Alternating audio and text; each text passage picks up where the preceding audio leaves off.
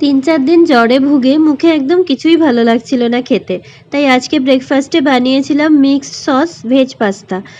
এটা বানাতে খুব বেশি সময় লাগে না আর খেতেও ভারী মজাদার, খুব ভালো লাগে খেতে। তো সেই রেসিপিটা আজকে শেয়ার করছি সবার সাথে। তাহলে শুরু করা যাক, কেমন? প্রথমে একটা পাত্রে অবশ্য করেই জল নিতে হবে, জলটা ফুটিয়ে নিতে হবে। আমি জলের মধ্যে প্রথমে একটু রিফাইন্ড অয়েল আর একটু নুন দিয়ে নিয়েছিলাম। একটু রিফাইন্ড অয়েল অ্যাড করলাম দেখো, আর তারপরে এর মধ্যে দিয়েছিলাম একটুখানি নুন। এবার জলটাকে ফুটতে দিতে হবে, জলটা ফুটলে তার মধ্যে আমি এর মধ্যে তারপরে পাস্তাটা অ্যাড করব। এবার জল ফুটে গেছে, আমি এর মধ্যে 2 বাটি পাস্তা দিয়েছিলাম, আমরা দুজনে খাবো বলে 2 বাটি পাস্তা দিয়েছিলাম। পাস্তাগুলো কিন্তু খুব ভালো করে বয়েল করে নিতে হয়। পাস্তা যদি খুব ভালো করে বয়েল না হয়, একদম সঠিক, খুব বেশি না খুব কম না, একদম সঠিক অর্থে যদি বয়েল না হয় তাহলে কিন্তু যত ভালো করেই করা হোক খেতে ভালো হয় না। তো পাস্তাটা এভাবে ভালো করে বয়েল করে নিতে হবে। এখন দেখো আমার পাস্তাটা একদম বয়েল হয়ে গেছে, একদম ঠিকঠাক বয়েল হয়েছে। আমি চামচে তুলে হাতে ধরে দেখে নিয়েছি, একদম পারফেক্ট বয়েল হওয়ার পরে কিন্তু পাস্তাটা আমি নামিয়ে নিয়েছি ফ্লেম থেকে। কেমন? পাস্তাটা নামিয়ে জলটা ফেলে দিতে হবে, এবং পাস্তাটা নামিয়ে আমি গরম জলটা ফেলে দিয়ে ঠান্ডা জল দিয়ে দিয়েছিলাম, যাতে করে পাস্তাগুলো একটার গায়ে আরেকটা আটকে না যায়।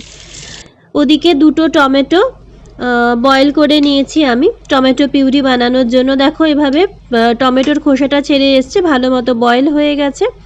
এদিকে প্রথমে আমরা বানাবো রেড সস। আমি ফ্রাইং প্যান বসিয়েছি, ফ্রাইং প্যানে রিফাইন্ড অয়েল দিয়েছি। রিফাইন্ড অয়েল একটু গরম হয়ে যাওয়ার পরে এর মধ্যে অ্যাড করছি রসুন কুচি। রসুন কুচি দিয়ে একটু ভালো করে ভেজে নিয়ে এর মধ্যে আমরা অ্যাড করব পেঁয়াজ কুচি। রসুন কুচি ভাজা হয়ে গেছে, এরপর এর মধ্যে অ্যাড করছি পেঁয়াজ কুচি। পেঁয়াজ কুচিটা দিয়ে কিন্তু একদম গোল্ডেন ব্রাউন করে ভালো করে ভেজে নিতে হবে। কেমন?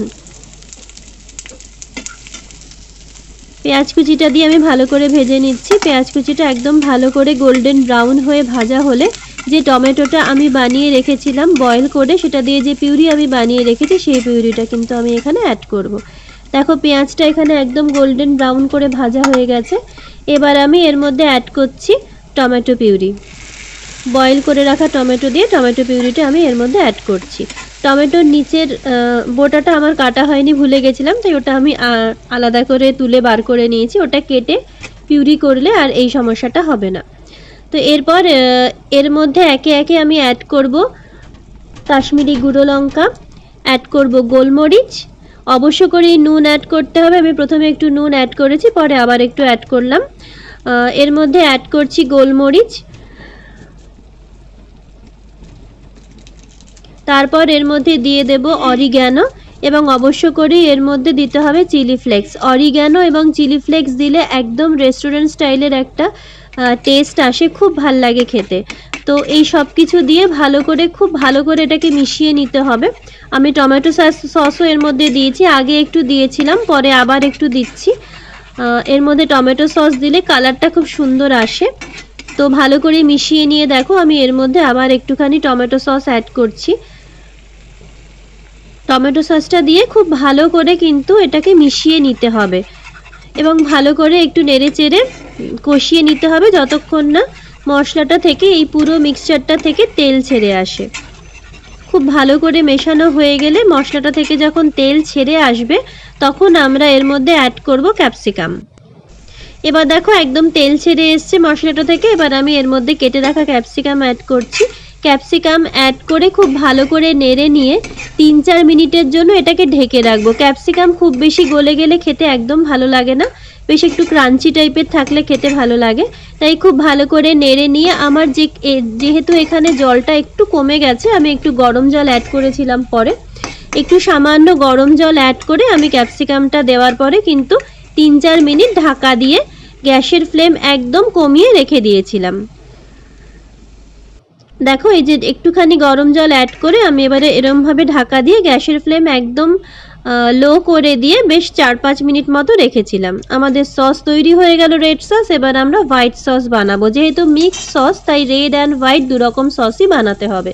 হোয়াইট সসের জন্য প্রথমে বাটার নিয়ে নিচ্ছি। বাটার খুব ভালোভাবে গলে গেলে বাটারের মধ্যে অ্যাড করব ময়দা। দেখো প্রথমে বাটার নিলাম, বাটারটা খুব ভালোভাবে যখন গলে যাবে তখন বাটারের মধ্যে আমি 2 টেবিল স্পুন ময়দা দিচ্ছি। হ্যাঁ, 2 টেবিল চামচ ময়দা এর মধ্যে আমি অ্যাড করছি। ময়দা দিয়ে বাটারটার সাথে খুব ভালোভাবে কিন্তু মিশিয়ে নিতে হবে।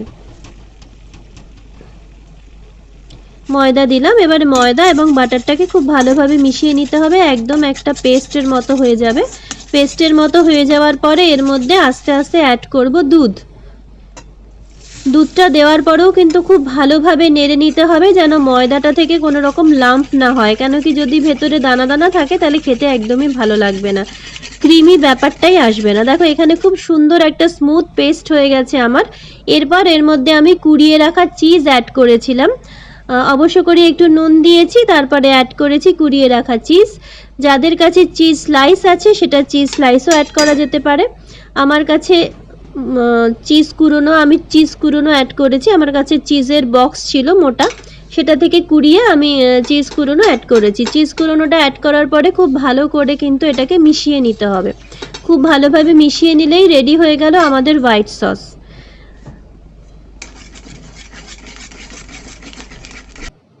এবার আবার রেড সসটা যেটা আলাদা করে রেখে দিয়েছিলাম ফ্রাইং প্যানে, সেটাকে আবার আমি গ্যাসে বসিয়েছি। এর মধ্যে হোয়াইট সসটা দিয়ে দিয়েছি। দুটো সস ভালোভাবে কিন্তু মিক্সড করে নিতে হবে। রেড অ্যান্ড হোয়াইট দুরকম সস একসাথে খুব ভালোভাবে মিক্সড করে নেওয়ার পরে দেখো কি ভীষণ সুন্দর একটা কালার এসেছে, একদম একটা পিচ অরেঞ্জ টাইপের কালার। ফোনে অত ভালো আসছে না, সামনে থেকে দেখতে আরও ভালো লাগছিল। তো আমাদের পাস্তার সস একদম রেডি। এরপরে আমি অ্যাড করে দিয়েছিলাম পাস্তা, যেটা আমি আগেই বয়েল করে রেখেছি। পাস্তাটা অ্যাড করার পরে খুব ভালোভাবে মিশিয়ে নিতে হবে, তবেই রেডি হয়ে যাবে আমাদের মিক্সড সস ভেজ পাস্তা। দেখো এভাবে আমি পাস্তাটা ভালোভাবে মিক্স করে নিয়েছি সসের সাথে। খুব সুন্দর একটা ক্রিমি দেখো দেখতে লাগছে এবং খেতেও ভীষণ ভালো লাগে খেতে, এবং খুব ভালো হয়েছিল খেতে। তো এই ছিল আমাদের আজকের মজাদার ব্রেকফাস্ট, এবং খেতে কিন্তু দারুণ ভালো হয়েছিল।